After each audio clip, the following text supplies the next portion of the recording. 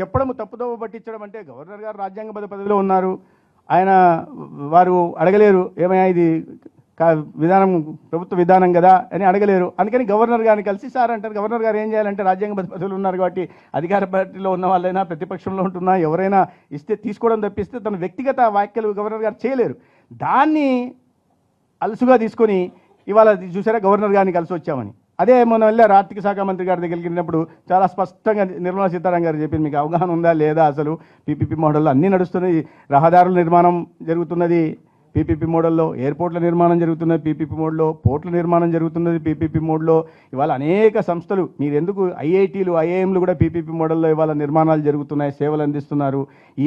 మీరు ఏ రంగం చూసుకున్నా కూడా రక్షణ, మొన్న కూడా చెప్పాను నేను, రక్షణ రంగంలో అత్యంత కీలకమైన రక్షణ రంగంలో కూడా ప్రైవేటు పెట్టుబడులను ప్రభుత్వం ప్రోత్సహిస్తూ ఉంటే, దాంట్లో గణనీయమైన మార్పు తీసుకొస్తూ ఉంటే, ఇవాళ పేదలకు సేవలు అందించే చోట వీళ్ళకి వచ్చిన దీన్ని ఎందుకు వ్యతిరేకిస్తున్నారో, వాళ్ళకు వచ్చిన బాధ ఏంటో నొప్పి ఏంటో అర్థం కావట్లే.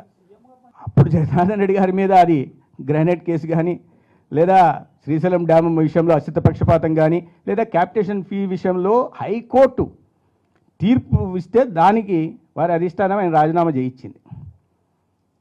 దానికి దీనికి లింక్ పెట్టి మీరు స్కాముల గురించి మాట్లాడడం, Byju scam, self finance scheme, అది కూడా పెద్ద స్కామ్. అసలు ఈ కాలేజీల్లో ఇంత రాద్ధాంతం చేయడానికి ప్రధాన కారణం ఈ వారి నాయకులు ఒక్కొక్కరు అవినీతి కేసుల్లో జైల్లోకి పోతుంటే, రెండోది ఆనాటి అవినీతి ఇవాళ బయటికి వస్తూ ఉంటే, ఇవన్నీ కూడా వేళ్ళన్నీ కూడా తాడేపల్లి ప్యాలెస్ వైపు చూపిస్తుంటే, వాటి నుంచి ప్రజల దృష్టి మరల్చడం కోసం, ఇవాళ రాష్ట్రంలో మంచి నుంచి ప్రజల దృష్టి మరలించడం కోసం జగన్మోహన్ రెడ్డి ఆడుతున్న ఇది జగన్ నాటకం. దాంట్లో పాపం కొంతమంది కార్యకర్తల్ని నాయకులను కూడా పాత్రదారులు చేసి వాళ్ళతో కూడా ఈ డ్రామాను ఆడించే ప్రయత్నం ఆయన చేస్తూ ఉన్నాడు.